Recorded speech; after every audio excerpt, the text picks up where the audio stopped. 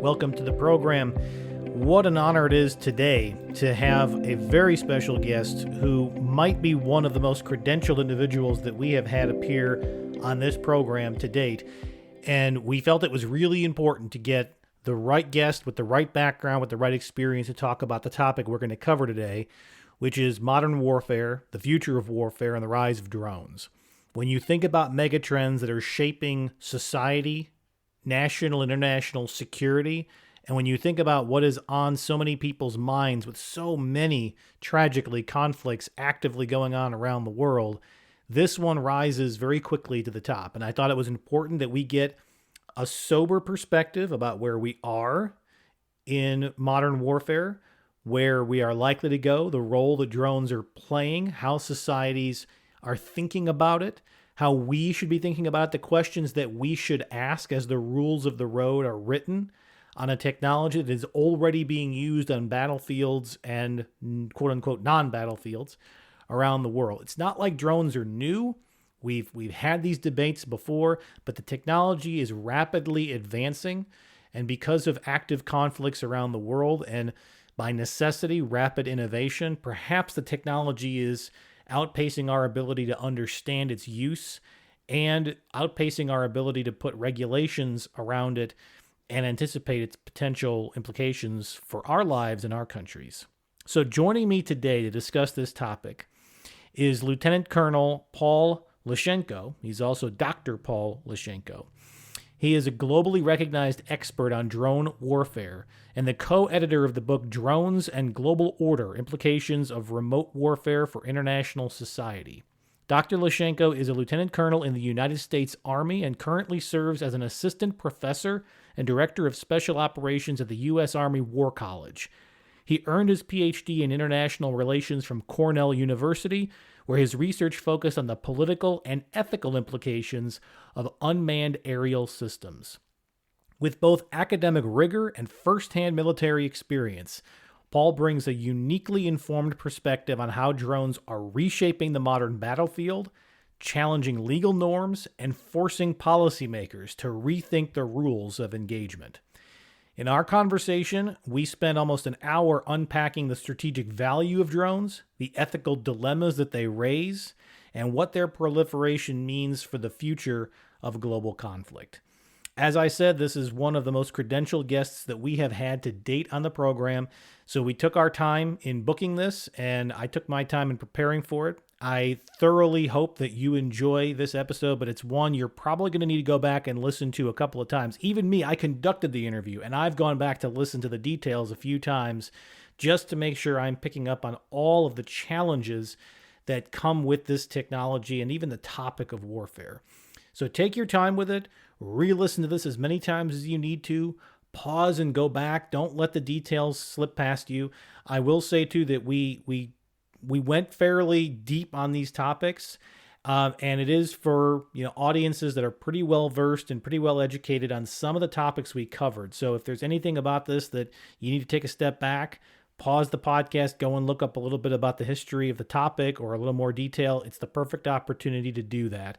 This isn't an episode to just listen to casually and not come back to. And so I hope that you get a lot out of this, but feel free to listen to it multiple times. And we did our very best to make it accessible for folks, but this is a highly educated global audience. So we spoke at a higher level than maybe we do on other topics, and we don't want to lose anybody, but we thought that the topics were worthy of that level of discussion. So with that in mind, I present my conversation with Lieutenant Colonel and Dr. Paul Lushenko. Paul, welcome to the show. Brian, it's a pleasure being here. Thanks for having me. All right, so let's begin. I have given the audience an introduction of your biography, but there's always things about yourself that you may wish the audience to know, and especially how you came to be interested in the field we're going to discuss today. So let me give you a moment to introduce yourself to our global audience.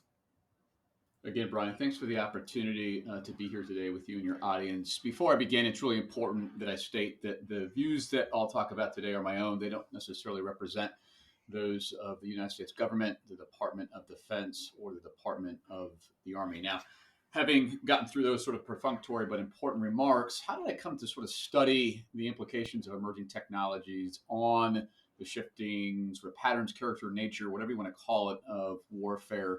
So, for the better part of 20 years, I served as a officer in the United States Army, and for the most part in that period have disciplined the information surrounding terrorists. So, this function we call intelligence that would enable targeted operations through especially drones, but also direct action raids from special operations forces.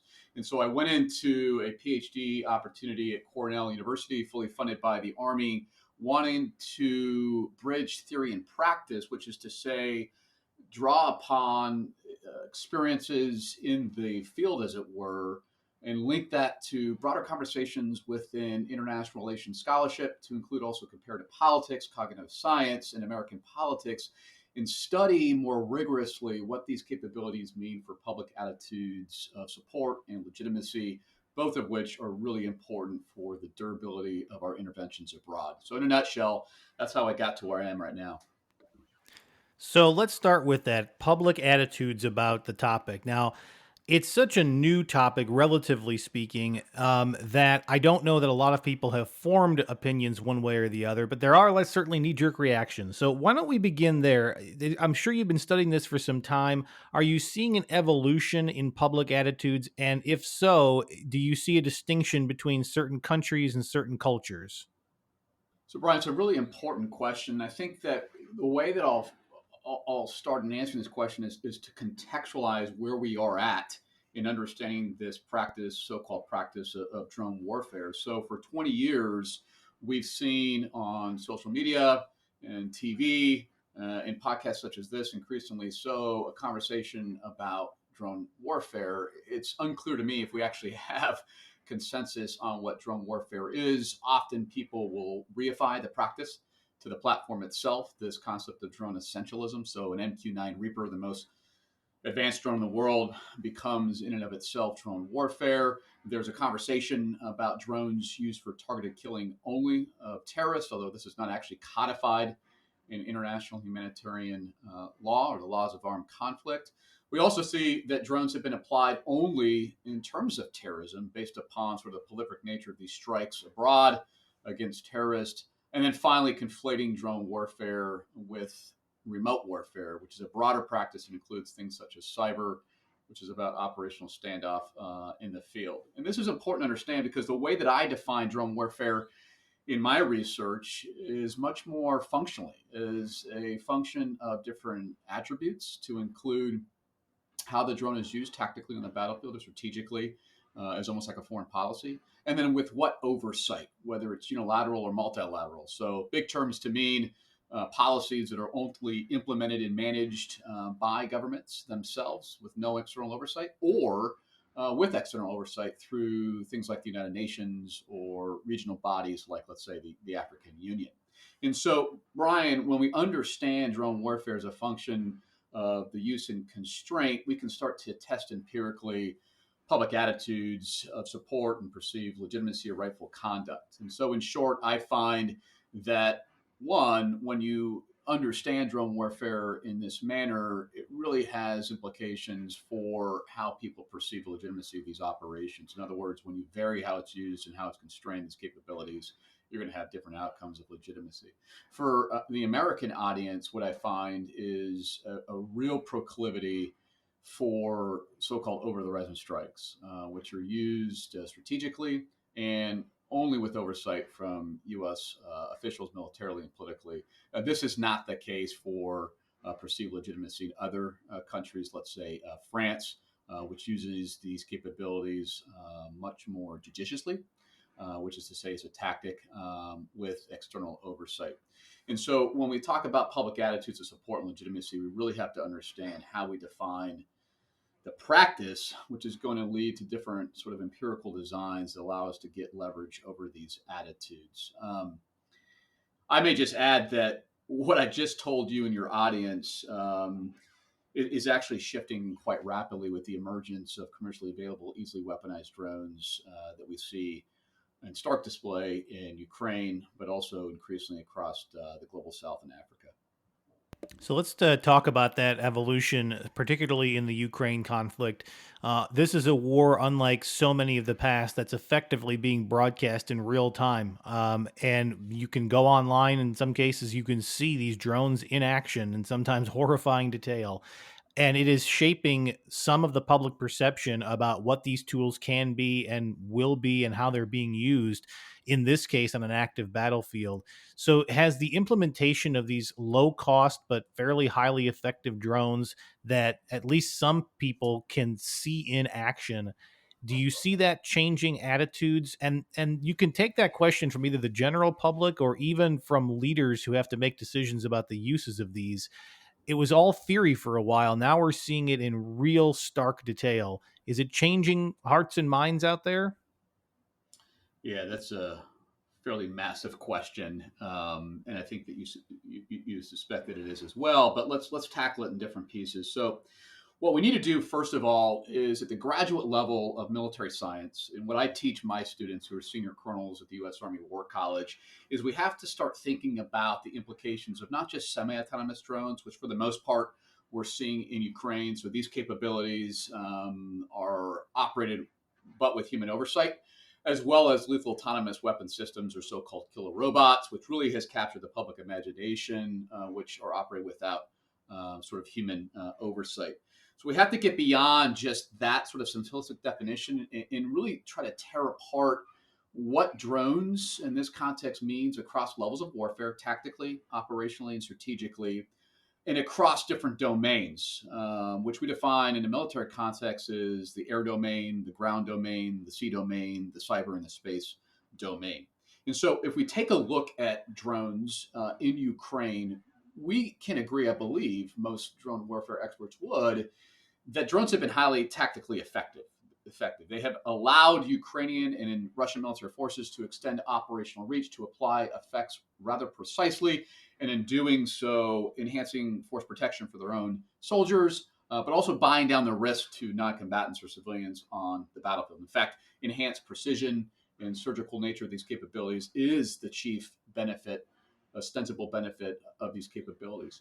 When we ratchet up to the operational level of warfare, which is about integrating and stitching together different battles, that when done so over time, aggregate in such a way that allow for achieving intermediate military objectives that ultimately will provide for political outcomes, right? So in this case, war termination, sovereignty, and then sort of a titular regime from Russia's perspective in Ukraine. At the operational level warfare, we've seen some effectiveness of these capabilities, and I think that one of the best examples is the use of seaborne drones by Ukraine against the Russian fleet in the Black Sea. In fact, we have the first instance of a multi-domain use of a seaborne drone that the other day shot down a Russian MiG, right? So a Ukrainian seaborne drone fires a missile and it shoots down a Russian MiG in the air. A pretty phenomenal operational effect. But when we start talking about the strategic implications of these capabilities, I think the evidence here is much more dubious, right? That whereas we see operational and tactical effects, we don't have war termination. It hasn't allowed these capabilities, Ukraine, to sort of frustrate Russian approach to Ukraine, and then vice versa, sort of exercising independence and sovereignty. And that's just one framework that we can use to think about these drones in that context. The other framework I just mentioned as well is sort of the multi-domain nature of these capabilities. To your question, though, about public attitudes, we have a little bit of empirical evidence about these capabilities, certainly among political leaders and military officials within Ukraine. They are viewed as a way to sort of level the playing field with a more capacious or larger sort of Russian military. In some of this stuff, if not a lot of it, this thought process is social psychological, right? Because the evidence over time, we just haven't had the ability to sort of marshal it. And so what we're seeing literally is sort of figment of imagination shaping how these officials, these elite officials, think about the effectiveness of these capabilities. As we start talking about Americans' views of these capabilities, we don't have a lot of data on that, except to say that there is a real interest, Brian, in having U.S. manufactured drones, MQ-9 Reaper, for instance, traded to Ukraine to help sort of reconcile the offense-defense balance between it and Russia. And so what I find in sort of survey experimental research, we can go in much more detail if you want on this, is that Americans generally have high support for the sale of U.S. manufactured drones abroad. But there are two sort of real shaping aspects here that will lead to more or less support. One is they want it to go to countries that have perceived alignment with the United States and its foreign policy interests. So, in fact, Ukraine scores high marks here. And furthermore, they want U.S. capability to be used for non-lethal purposes, such as humanitarian intervention, intelligence, surveillance, and reconnaissance. And so to close with this, if we take a look at U.S. manufactured drones in Ukraine, which we don't actually have at this point, Americans would otherwise be supportive of that if we could box it in, using it within the confines of Ukraine and using it for intelligence, surveillance, reconnaissance, and humanitarian purposes. So when we think about the employment of the drones as we've defined them here, do you believe they can have decisive advantages in conflict, or are these really support tools that are best utilized for specific tactical purposes, defensive in nature, surveillance in nature? Help our listeners understand where this technology really is today in the toolbox for a military leader. Well, it's a great question, right? For two reasons. One is that within Afghanistan and the U.S. intervention in Afghanistan, we saw that a drone started the conflict and ended it with Bush's strike against Nek Mohammed, the Taliban leader in Balochistan, several decades ago, and then Biden's use of a drone to kill Ayman al-Zawahiri, the Al Qaeda leader in Kabul in 2021, right? But I would tell you that it actually depends as a second point. I mean, when we start thinking about the implications of drones, and because the spatialization of war is such that you and I could sit at our house in the morning sipping coffee or having a bourbon at night and watch these capabilities and the tactical effectiveness, the respatialization of war kind of leads to a false outcome here, a spurious result that they are decisive, that they are game changing, and in military parlance, that they are shifting the nature of warfare. The nature of warfare, Clausewitz and Thucydides and other war theorists will tell us is immutable. It's nasty and brutish. It's about the clash of human wills. It's about overcoming adversary sort of emotion, right, to achieve effectiveness over time.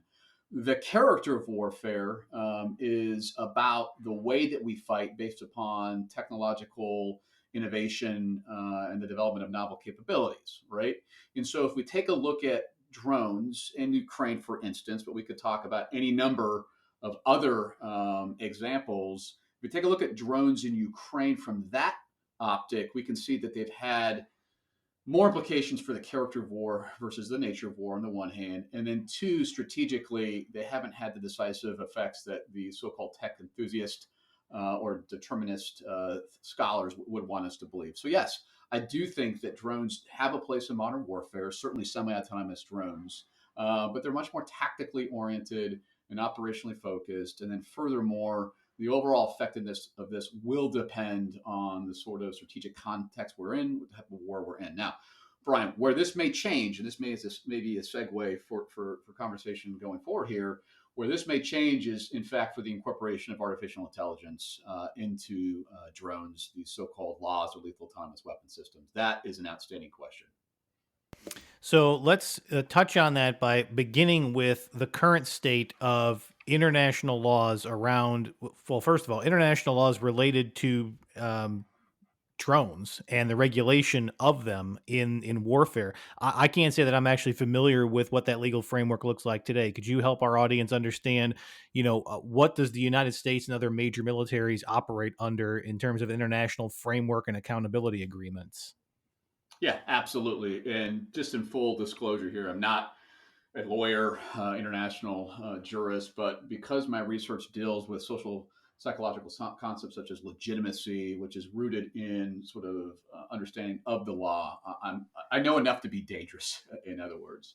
So when we talk about the use of armed force in war, be it small or big, really what we're drawn upon here is the rich tradition called just war tradition. Some people call it theory, tradition, whatever term you want to use, but that has given rise over the course of the last several centuries into this notion of international humanitarian law.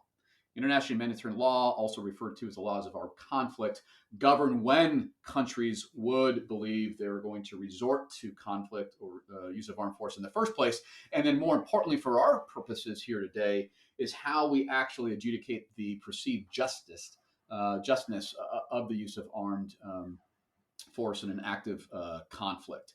I should add, as an aside, that international humanitarian law is different from international human rights law, which is how most developmental scholars, people who work at the United Nations, in other words, think about sustainable development to increase sort of poverty levels, to provide for food and things of that nature, like the inalienable right to life, for instance. That is much less attended to in the scholarship as well as the practice of drone warfare. But as we talk about international humanitarian law and the use of armed force in conflict and active conflict, really you're drawing upon three important pillars to guide the use of these capabilities, these drone strikes. One is the necessity of doing so, that you actually have a proper military objective. Two is that you can distinguish between a combatant and a non-combatant, a civilian or non-civilian, which is extremely challenging in this day and age for reasons we can talk about. And then finally is proportionality, that you're going to apply the perceived appropriate level of force to achieve your military objective. And so as we talk about drone strikes in an active conflict like Ukraine, or even drawn upon my many years of combat experience in Iraq, Afghanistan, and elsewhere, we would provide intelligence that would determine hostile act and hostile intent. And then that would guide, from like a terrorist, for instance, in placing an IED, shooting at American soldiers, coalition forces, whatever it may be. And then that would guide the sort of application of a drone strike in terms of proportionality, distinction, and necessity. And so where this becomes a little bit more challenging, and it's never as clean as I just outlined to apply in the real world, is when we start talking about AI or artificial intelligence and narrow AI, so defined functionally, into these lethal autonomous weapon systems. I mean, so for instance, Brian, to what degree can we write a AI-enabled algorithm or software that has the requisite sort of data that's representative of the real world and has the compute power, right, to operate, to actually make these decisions on distinction, proportionality, and necessity? To what degree, for instance, will soldiers trust that capability? Do they trust it so much so, like we see in the scholarship, that they will defer to important decisions on killing without thought? Or are they so hesitant to do so that they constantly intervene into the targeting cycle and the use of the law that actually overcomes the intended benefit in the first place? And so you could see how AI really short circuits what is otherwise a very long-standing practice in international humanitarian law to understand the justness of these capabilities. So let's touch on that topic of trust. And so you've explained to us the frameworks and how these are done with human operators exclusively today. Now we're going to bring artificial intelligence into this. So let's start with how the military leadership that you engage with and those around the world perceive AI to begin with, before we even apply it to drone technology and the seriousness of how it could be applied there. Militaries are not always known as being super accepting of the next great technology. Sometimes they're slow to adopt it. Sometimes they don't understand it. AI has emerged very rapidly in the civilian world. How has it been welcomed and trusted in the military community?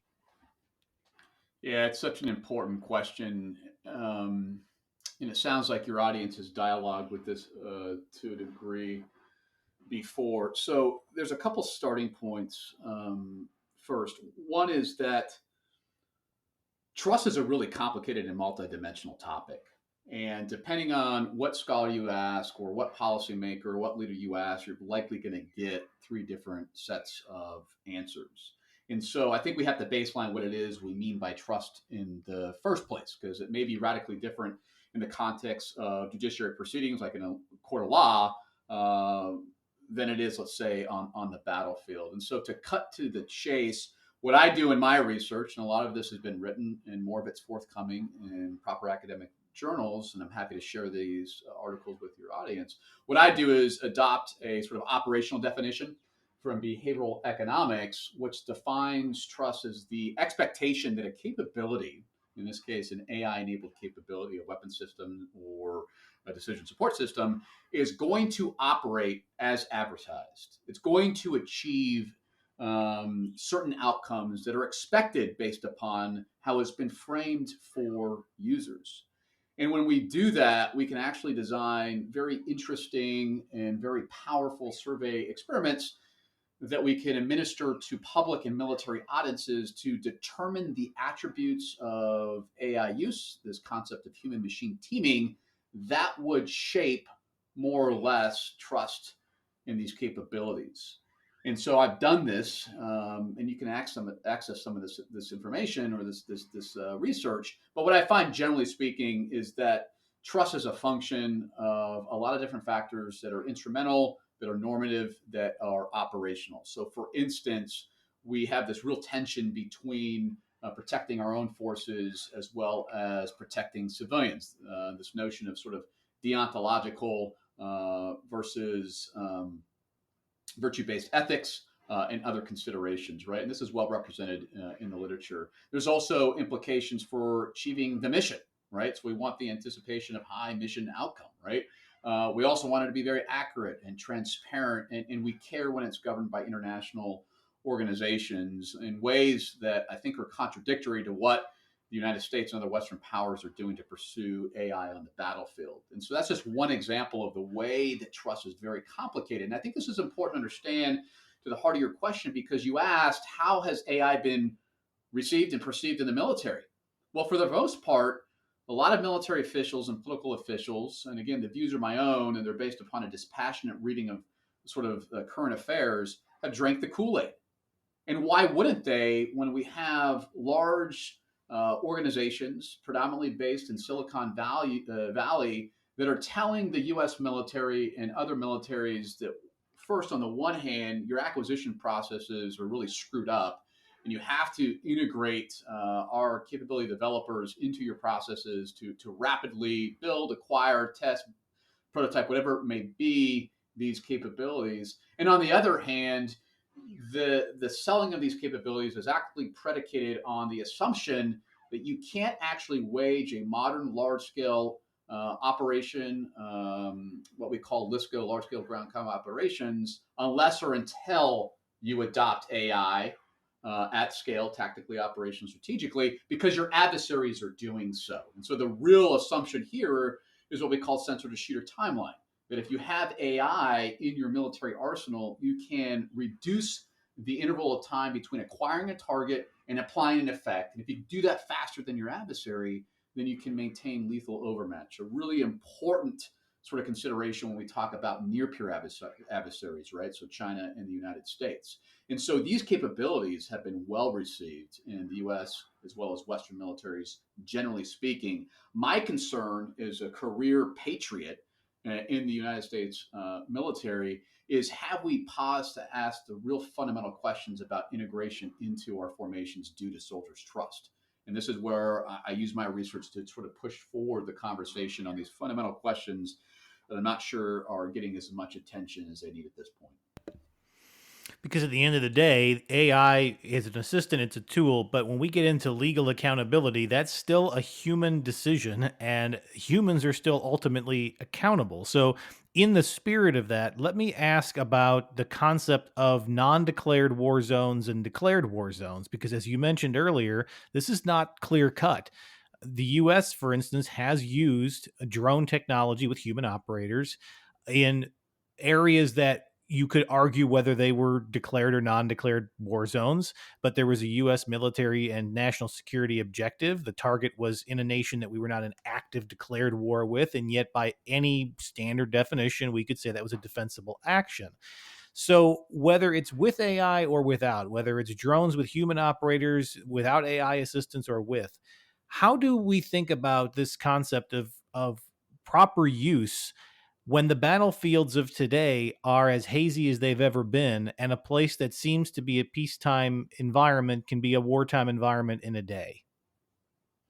Yeah, it's a really tough question, right? Because ultimately, you're not going to get a clear cut answer from, let's say, international humanitarian law on the legitimacy, in this case, due to the law, so what we call legal compliance or legal legitimacy, because states have the ability to balance their perceived national security interests, so those things that they would fight and die for, right?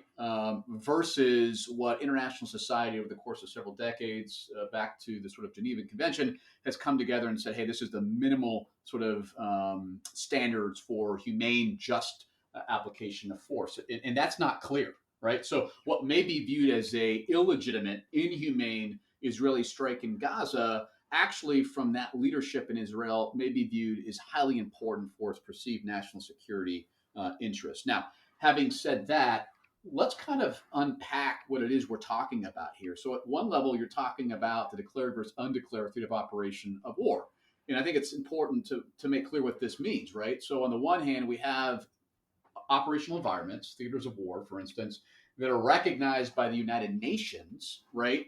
And ostensibly have U.S. or coalition boots on the ground. And this is important because when we talk about active theaters of operation, so Iraq, Afghanistan, what we've done is encode sort of international humanitarian law, proportionality, distinction, and necessity, for instance, is the way that we benchmark sort of the proper use of force. As we start talking about inactive, non internationally recognized conflict zones such as Yemen, Pakistan, Somalia, and elsewhere that have no U.S. boots on the ground, as well as coalition forces, and are not recognized by the United Nations, international society. There we have something I think a little bit different, right? And so what we often defer to in the scholarship to adjudicate what's going on in terms of public attitudes, for instance, is policy, right? Because most of these operations are conducted unilaterally with no oversight, or they would otherwise be a declared theater of operation, right? And so in that case, what we can look to is this variation in near certainty or reasonable certainty for civilian casualties during the use of force abroad. In this way, through drones, it happens to be semi-autonomous, but I think we could also talk in terms of fully autonomous capabilities. For many years, in fact, 20 years since 9/11, what we've seen is Republican presidents have mostly tracked with reasonable certainty, which is the approval of operations with an understanding that you're going to have some civilian casualties, unfortunately, right? And this is designed to uncuff commanders, to delegate down to the sort of lowest level is the argument, the ability to use force, not being encumbered by a broader bureaucratic policymaking process, right? On the other hand, you've had Democratic presidents, so Biden and Obama, who have preferred this notion of near certainty standards to approve drone strikes abroad. And this comes down to literally the near certainty that we are going to conduct a strike without civilian casualty outcomes. And so, in new research, which is forthcoming, some has been published to a degree, my colleagues and I at Williams College in the Northeast, as well as Cornell in upstate New York, take a look at the implication of variation in reasonable near certainty standard for civilian casualty outcomes. In other words, to what degree do these standards actually reduce the liability for civilian casualties on the battlefield? And what we find, in short, is that the intent of Obama's near certainty standard to reduce civilian casualties to great degrees actually was achieved in Pakistan from 2011 to 2018. And this is a significant finding because there are international jurists such as Jamil Jaffer who will tell you that, yes, this was a step in the right direction, but it only achieved effects at the margin. In this first of its kind quasi-experimental research, we can show empirically that when you adopt a near certainty standard in undeclared theater of operations, you can reduce civilian casualties, still achieve your military objectives. And the implications here, more broadly, is that you ought to consider using a near certainty standard in ongoing conflict, let's say like in Iraq and Afghanistan. And so this is just one way to understand what the theater of operation means for civilian casualty outcomes by way of U.S. policy. To complicate it a little bit more, when we talk about perceived legitimacy in these theaters, we often think about legitimacy in terms of either legal compliance, right? So what we just talked about, or moral legitimacy, which comes down to sort of perceptions of rightful wartime conduct. And so we can actually disentangle these and sort of survey experimental research, and we can find, like we have, that the near certainty standard in a declarative operation is actually viewed as most legally and morally legitimate by way of members of key military staffs. And that when you go into an undeclarative operation, even with the most stringent oversight of near certainty standard, you actually have poor perceptions of legitimacy. So this stuff matters not just for public attitudes, right? It also matters, these different policies, for the way that military officials themselves will view these operations, Brian. So, do you believe that current use of drones, and let's say the current applications of AI technologies with them, do you think that this actually helps us in terms of solidifying the ethical and moral arguments for their use? Or do you believe that this distancing of the human from the decision making, as it may be perceived by the public, deteriorates the public's perception of the ethical and moral use?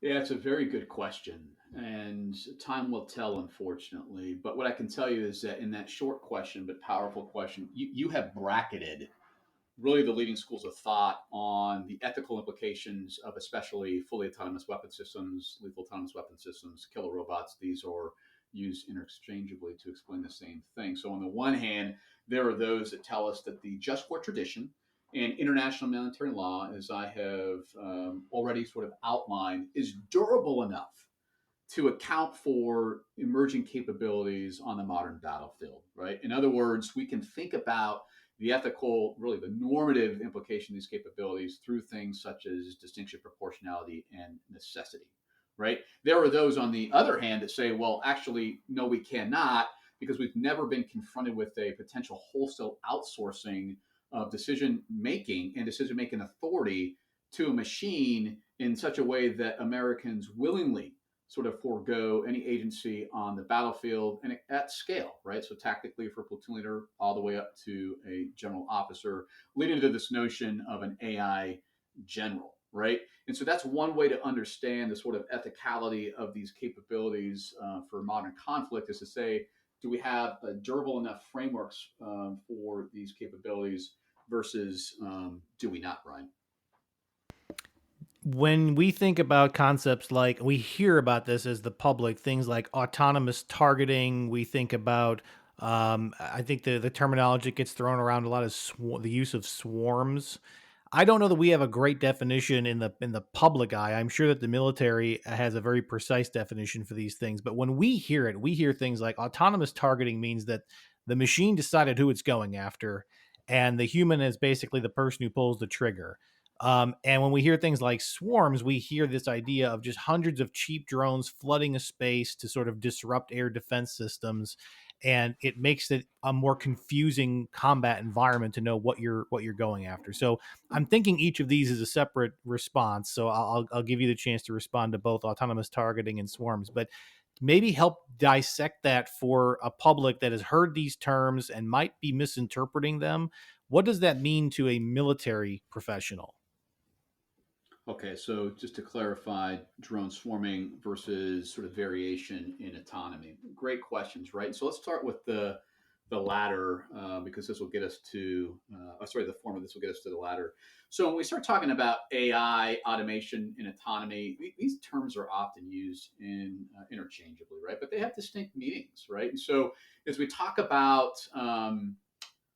automation, really what we're talking about is programming in certain discrete tasks that can be conducted in an automated sort of way. Think like, a manufacturing plant to build a vehicle that has still a degree of human oversight, if not is principally operated with human oversight.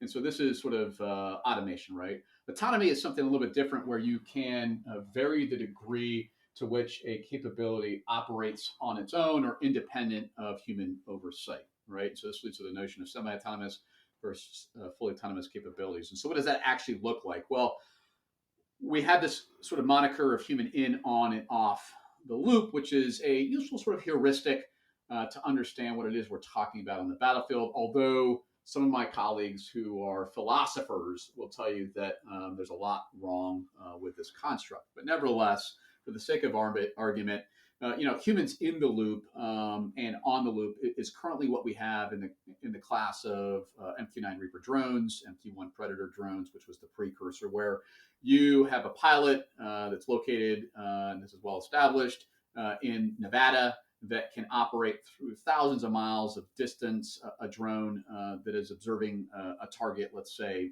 in Afghanistan, Somalia, or Yemen. So you clearly have somebody in or on the loop giving direction that will give guidance as well for targeting pursuant to the approval of a commanding officer that puts his or her initials on the line to assume liability when the operation results in unintended consequences and, God forbid, civilian casualties. When we start talking about human off the loop, really what we're talking about here is a fully autonomous capability, which is to say it draws upon AI that allows it to operate independent of human oversight, to identify, to locate, track, and then target on its own accord a capability. And this becomes pretty problematic for reasons that we've talked about already before. Is to what degree can you actually encode into AI-enabled software where the ability to reason ethically, which is about moral judgment and morality and consciousness, is a demonstrably human quality that, notwithstanding some sort of considerations about AI sentience, we actually don't think the large language models that are going into these capabilities to make them work retain, right? And so this is how we can understand sort of automation and autonomy and AI in this context. Now, we'll tell you that AI in itself is a contestable term. I understand it, as well as most military scholars and experts do, that AI is really a function of the data, of the software, which is enabled by these sort of algorithms, and then furthermore, the compute power, which is why people would often talk about the sort of climate implications of AI and pollution, more or less, for large plants that have the power, the space, storage, literally, to make these capabilities work. As we shift over to drone swarming, this is much more sort of science fiction than reality at this point, similar to what we're seeing with lethal autonomous weapon systems as well. Drone swarming is very challenging to actually achieve. Even if you take a look at Chinese sort of entertainment and what they're doing in Shanghai or wherever, to have thousands of drones operate in concert with one another to create sort of a spectacle, right? So suffice it to say, there's a lot of dependency for drone swarms to draw upon sort of this AI capabilities we've talked about. We often oversell the ability to drone swarm, but drone swarming is nothing more than sort of a hive mind, a sort of crowdsourcing of intelligence sensing across these capabilities that you would have them operate in an organic whole to conduct any number of operations, which could be benign, security, for instance, or could be much more nefarious, like targeted operations of a military installation. And that's the real concern when we start talking about force protection and homeland defense of these capabilities, is how do we think that a drone could be used to attack a military base or critical infrastructure. What I find for the most part in my research is that Americans will support the use of even lethal sort of counter drone capabilities to protect homeland bases and installations. In other words, these bases that are in the continental United States, but they have real questions about sort of the nature of the operation, right? So what are they targeting? A military base? Who's targeting this military base, and with what sort of capability? A drone swarm, in fact, Brian, achieves the highest degree of public support for these counter drone operations. So I hope that clears up a little bit about these terms that are very related but different, and what that means for its incorporation into drone swarming. I think probably the single biggest barrier that would need to be discussed in tremendous length would be the day when a country, we don't know who it would be, decides to allow the autonomy of lethal decision making. Now, my understanding is that would go counter to everything in Western military tradition to take the human out of the loop on a lethal decision. But just because the West may not do it doesn't mean another country may not do it. How do you think about a future in which some actor, and maybe it's a non-state actor, has utilized the technology for a relatively inexpensive drone, let's say, that can make its own killing decisions. How science fiction is that, first of all? And if it's not science fiction, um, what would that represent for the world to confront as a new threat? Yeah, it's a very good question and something that we discussed recently in my elective at the U.S. Army War College called Emerging Technologies in War. To what degree does the current U.S. policy, which actually stipulates human oversight, meaningful human control, appropriate human judgment, whatever sort of term you want to use, it approximates what we're talking about on these capabilities. It's actually codified in a recently published Department of Defense directive that we, the U.S. military, would not outsource to a machine the ability to apply lethal force on the battlefield. But to your point, that doesn't mean that our adversaries would not. So I think that if we confronted this development, and by the way, there are some that say we already have in Libya recently with a so-called lethal autonomous weapon system, in Ukraine at very tactical levels. The evidence in both cases is fairly scant. But let's assume we haven't, but if we enter a world where we do have the ability for these machines to make life or death decisions, that would be rather paradigmatic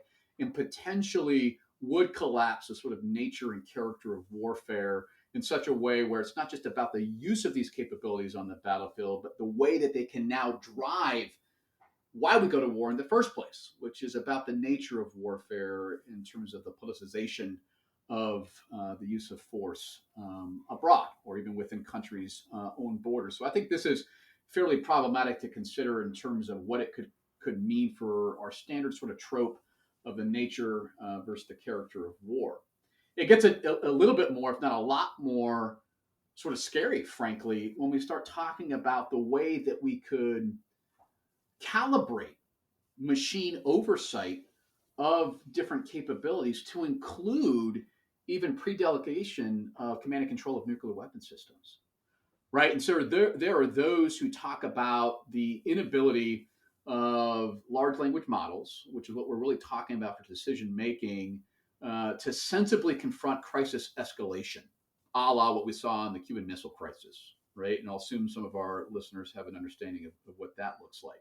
When we take a look at these models that govern decision making in an autonomous sort of way for nuclear command and control, what we see is rapid escalation in the crisis to the point where these models will recommend the potential use of at least tactical nuclear weapons, which are fairly nasty in and of themselves. And my response to scholars and practitioners who often question why is, should we be so surprised? I mean, these language models are built upon 50 years of classical deterrence theory, which have talked about deterrence by denial and punishment and the potential for chance leading to unintended consequences, which should stymie escalation in the first place. And so that's just on the one hand. On the other hand, there are people who say that actually pre-delegating command and control of nuclear weapons to a machine could enhance the credibility of your deterrent in the first place, which is a uber scary sort of prospect in and of itself. And so I think when we enter a world with decision making made by machines, we start to confront paradigmatic shifts in a Kuhnian sort of way on the current frameworks that security scholars draw from to understand how to manage crisis escalation and order building in the first place. Now, the final point I want to make on this question real quick, Brian, is this. When we talk, it's another definitional issue, but it's really important. When we talk about AI-enabled warfare, right, and you can take a look at Paul Shari, you can take a look at other sort of very outspoken scholars in the DC Beltway, what you see is, hey, AI is paradigmatic, it's game-changing, it's going to change the world, it already is changing the world. What you don't often get is sort of theorizing about what that may mean that leads to the ability for work like I do, which is hypothesis testing, right? And tough sort of social science, right? And so what I do in my research is I define AI-enabled warfare as a function of the level of use, tactically or strategically, and with what degree of human oversight, machine or human oversight. And that allows me to build sort of what we call middle range theory that's useful for policy, right? And so I can say that The tactical use of AI with human oversight is what we call centaur warfare. So this pulls from Greek mythology with sort of the torso, the head, arms of a man, and the body of a beast, right? The legs of a beast, versus minotaur warfare, which is about machine oversight of humans at the tactical level, which we actually kind of already have with capabilities. One example would be the CRAM, which is a big machine gun that protects installations from incoming artillery from the enemy. When we scale up to the strategic level, we start talking about mosaic warfare, human oversight of machines, decision support systems. Project Maven, for instance, is a great example of this, versus the real sort of dystopian outcome here, which is machine oversight at the strategic level, which is kind of what we're talking about, the AI general, the singleton. And so I started in talking about current frameworks that would be challenged with the advancement of machine decision making for the use of force, God forbid, nuclear weapons, and that the way that would overcome our current frameworks of understanding. And I ended with potentially a new framework to understand what it is we're talking about that allows people who build military capability and people who manage it to have a better sense about the sort of intended consequences of their use. So, do you think? Let's go back to the. And I wanted to ask that question to set up the follow up on defense, because a lot of what we talked about to this point has been about the potential offensive uses, and I thought it was important to also distinguish if there's a point in the future where offensive capabilities are not just decided by humans, but you have algorithms that are making these decisions. But whether it is a human or whether it's an algorithm, how does that change the use of this technology in a defensive posture? Whether you're a large country or a small country, whether you're a military installation or you're just defending a strategically important piece of infrastructure somewhere, do you and the military leadership think of drones and their use offensively and defensively? And I'm specifically curious in the defensive space. Drones as a defense against other drones is one thing, but can we use drone technology and AI integration to defend against conventional weaponry as well?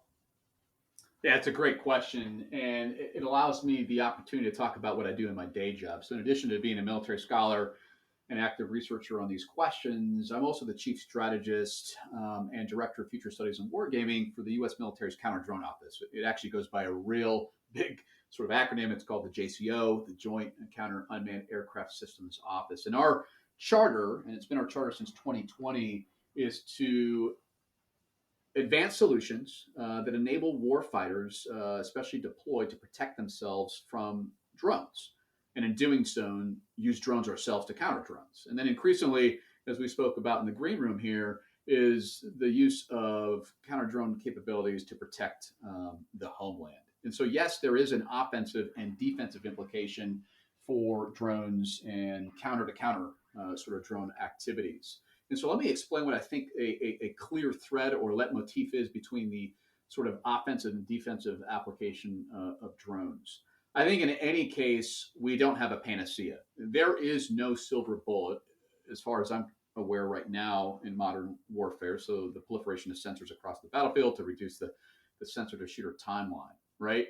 And this is often how these capabilities are presented by technological determinists, even tech bros, which I have been outspoken about and written about, to include Eric Schmidt, former Google sort of CEO, Elon Musk, Palmer Luckey, that have talked about literally, quote, saving civilization while making millions of dollars in doing so, unquote, right? And so there's a lot of assumptions that go into the use of these capabilities in one fell swoop to achieve sort of strategic outcomes. And I've talked about that just being fanciful at this point. But when we talk about defending capability, whether it's personnel or an installation or a military base, critical infrastructure, nuclear power plant, whatever it may be, we often think in terms of what we call layered defense, right? And so we're trying to capitalize on capability to extend as far out as we can from ourselves an effect against an incoming drone, right, that would defeat it.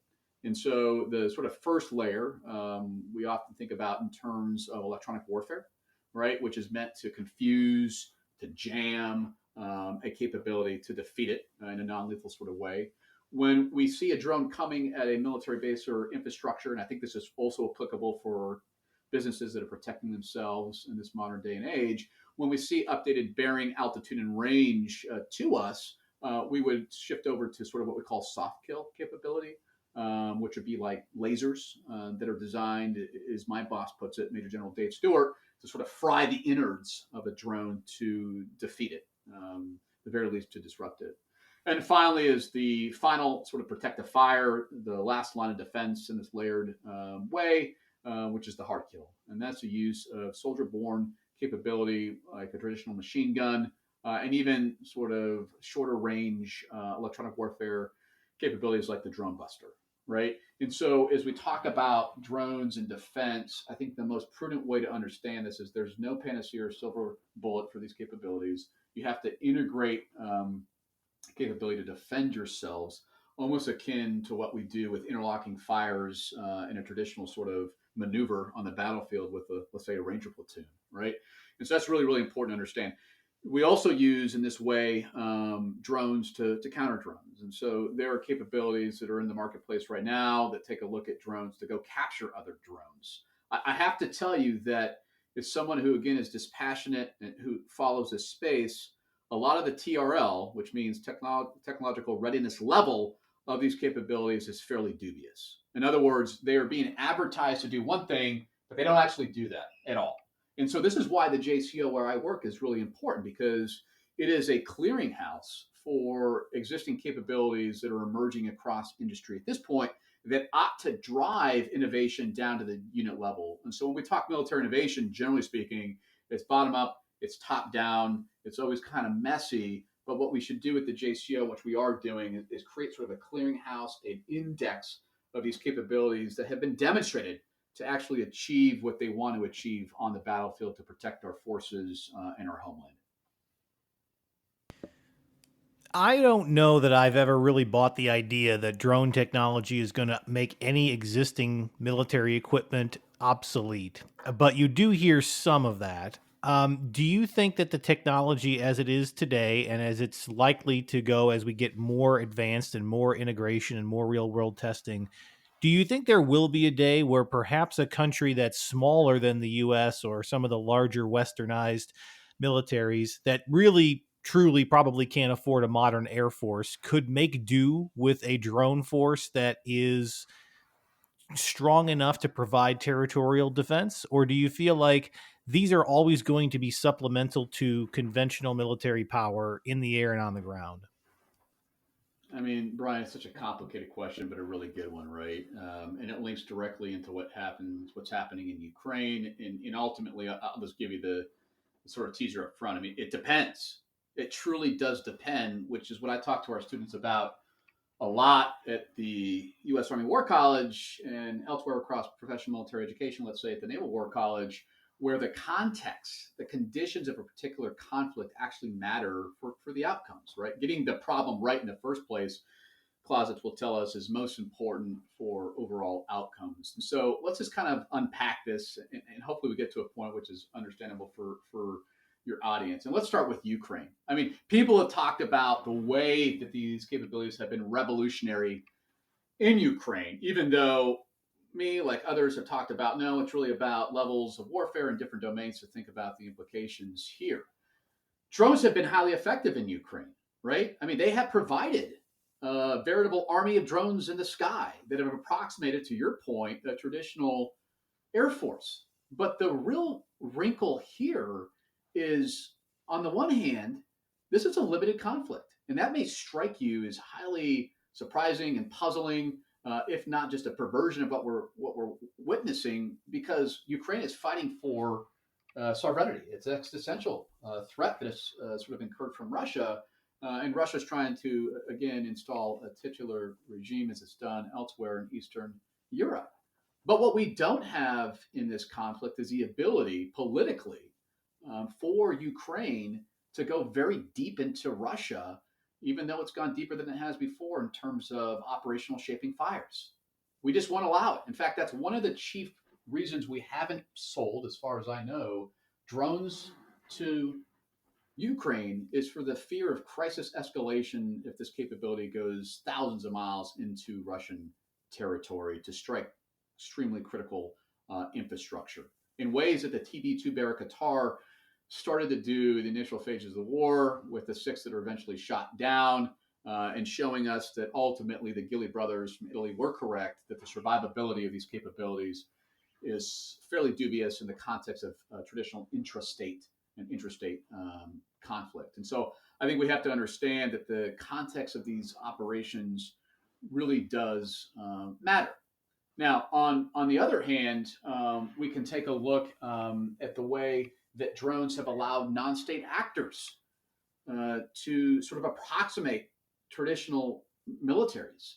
I mean, one of the leading examples here would be Hamas and the October 7th invasion of Israel, their so-called 9/11 in that country, where it used drones to blind Israeli defenses that allowed windows of opportunity for it to penetrate Israel on the border there and to conduct sort of gross violations of people's human rights. And, the rest is history there.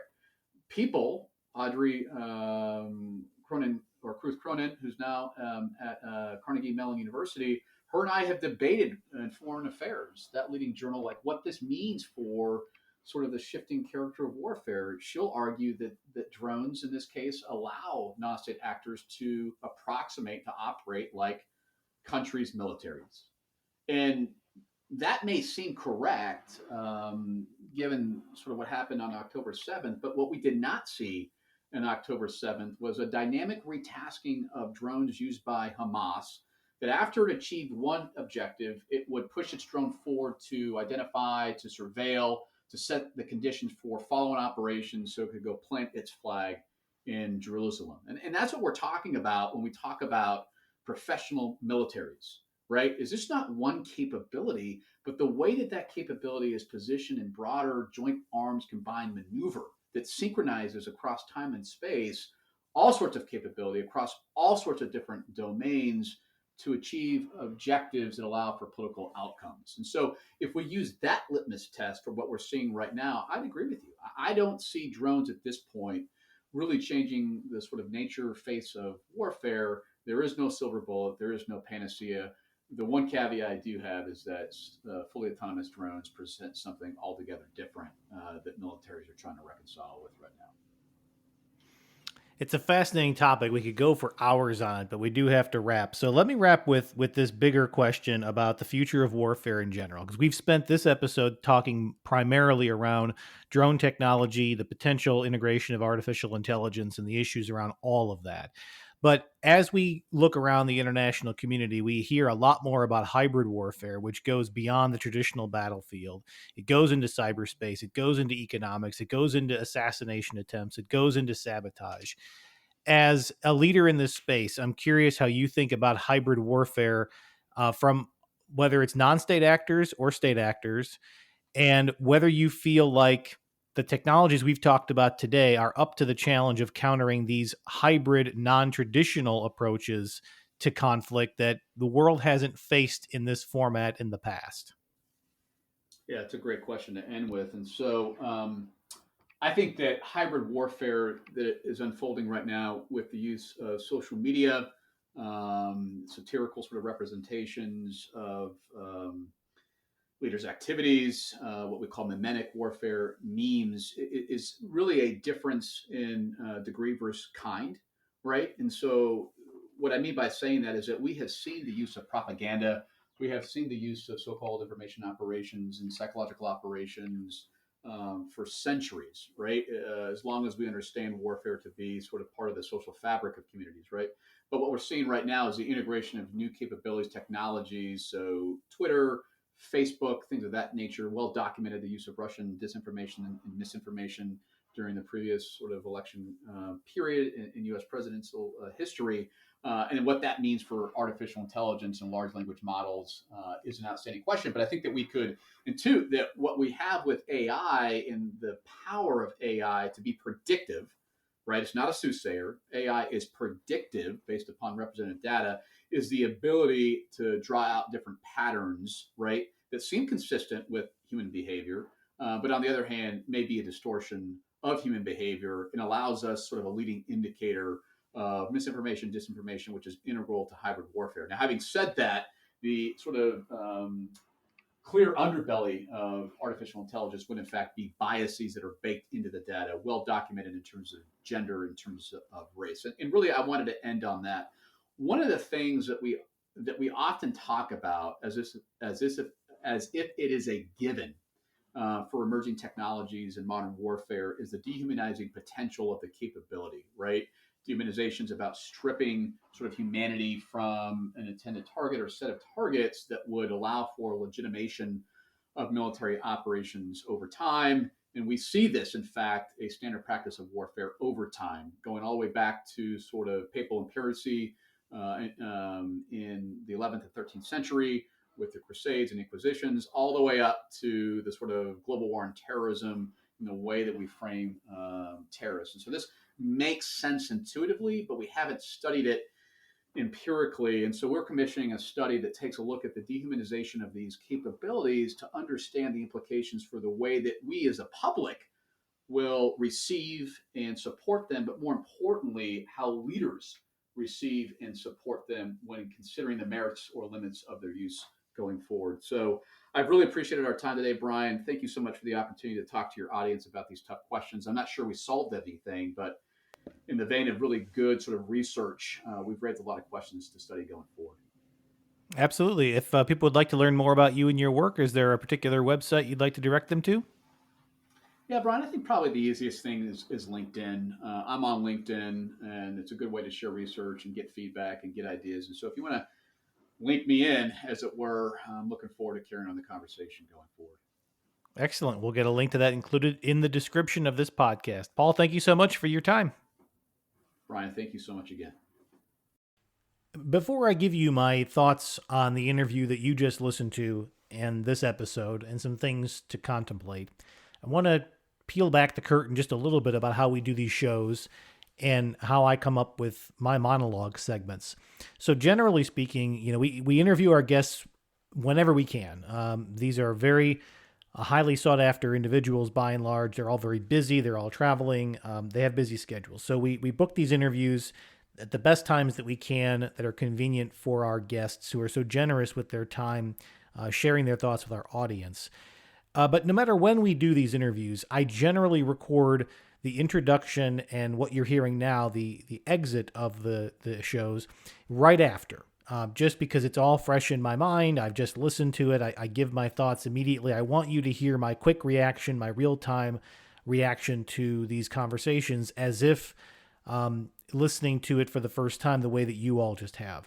But I want you to know that this segment I'm recording now as part of this episode, I took several days after my conversation with the Lieutenant Colonel to reflect on my own thoughts about this because of how profound this topic is. And I had to go back and listen to this interview several times, including some of my own questions in my line of questioning and Paul's responses to those, to be able to start forming an opinion worth sharing. And that doesn't always happen. There are many of these topics that I already have some idea of what I might want to say, and then the conversation helps to inform it, and I like to share with you all things I've learned or new perspectives I've gained. But this topic of drone warfare, the future of warfare, modern warfare, is so profound, is so significant, cuts to the core of who we are as humans so much that a rapid reaction, a hot take, just did not feel appropriate for the magnitude of the topic.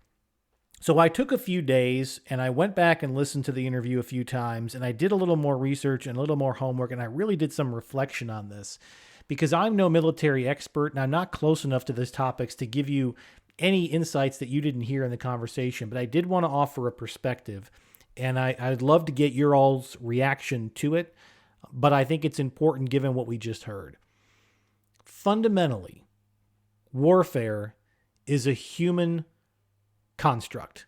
It is human beings and human individuals led by human leaders and human societies battling against each other over land, over resources, over cultural supremacy, over religion, over any number of issues, but it is fundamentally human, and it has always been human. It has been human beings fighting each other in all kinds of different horrendous methods to achieve something as a group, as a society, as a country. And with the introduction of drones, as long as they continue to be controlled by human beings, it continues to be a fundamentally human function. But one of the topics we covered towards the end of that conversation, and something that's been gnawing at me a lot about this topic, is the dehumanization of warfare. And the ultimate dehumanization would be if we allow machines, no matter how well trained, no matter how well supervised they may be, if we allow drones and autonomous machines to make autonomous decisions without human involvement that result in the killing of human beings, then for the first time, we have started to take away the human element from warfare. We have dehumanized the individuals, the combatants, to a degree never before seen. Now, for those who study military history, these debates were made when guns were introduced into combat, when machine guns, high-capacity machine guns were introduced, when tanks, when planes, when bombs, when missiles. The further away that the killer was from their target, the more dehumanizing the experience of warfare was. And I understand those arguments, but just imagine the implications of a sophisticated technology driven by AI algorithms, programmed by humans though they may be, that are able to very efficiently and effectively exterminate large numbers of troops on a battlefield. We're not talking about civilians now. We're talking about actual combatants in an actual declared war zone. So these are legitimate targets. But the killing is taking place at the direction of a drone or a machine tool that, though designed by humans, potentially still accountable to a human, but can make lethal decisions without humanity. I believe that crosses a Rubicon that we as human beings have not fully comprehended yet. That a human life can be taken by a machine without another human being having made the final kill decision. Now, it's clear from the conversation we just had, this is a discussion. This is under tremendous scrutiny in the international community and among militaries of the world. But the most likely outcome of this is to find some framework to allow that to happen. And if we take the humanity out of the act of war and we allow artificial intelligence to take over some of that process, I would argue it makes peace less likely and less achievable. Because one of the things that happens in warfare in the end is the fatigue of the combatants themselves, not just the soldiers in the front line, but the leaders of the military who direct them and the political leadership of the countries who direct those militaries and the societies themselves. One of the things that brings wars to a conclusion is the fatigue of constant combat and the resource drains that go with it, and the emotional and moral fatigue of killing. Even in massive global wars, eventually the combatants just reach a point of exhaustion. But they reach that point because there are people who are making life and death decisions every day that result in the death of other human beings, and they feel it and they know they're responsible for it. If we put that power in the hands of machines without human direct oversight to make those decisions, then the decision to keep a war going will be easier and will potentially allow for that fatigue to take much longer to set in, because those doing the killing will be further and further and further away than they have ever been before from having their own decisions result in the death of others. The fact that war is a human construct and a human decision also makes peace more likely, because that's also a human construct and human condition. But you tell me what the most likely outcome of an artificial intelligence-powered weapon is: to continue its own existence as a killing machine, or to bring humans towards a closer path to peace that would render the use of those tools irrelevant or needless? I think I know the answer. I don't like the idea of science fiction talk about Terminators and all of that. That's not what I'm saying. I am simply saying that anything that makes warfare less human makes peace less likely. And that's my general view following that conversation that was so in-depth and so detailed. And there's so many things that go into war fighting and war planning and the morality and ethics of it and how societies think about what they'll allow their militaries to do. I'm so glad that we had Lieutenant Colonel Lushenko on to have that conversation. And I'm so glad that people like him are in the positions that he's in to lead that dialogue. But in the end, it is all of us in the public who maybe don't have a role in the defense industries of our countries who will make up the opinion about what we tolerate and what we allow. And my only advocacy following this conversation is that while I believe some version of autonomous killing machines is probably inevitable, I would strongly suggest that we forestall it as a society as long as we possibly can and to keep it out of the hands of the most dangerous individuals in the world. Because the more dehumanizing warfare gets, the more likely it is to continue and spread. And in the end, any logical machine would probably conclude that killing everybody on the other side is the only way to settle a conflict. And I don't think that's a world any of us really want to live in for ourselves or for the next generation.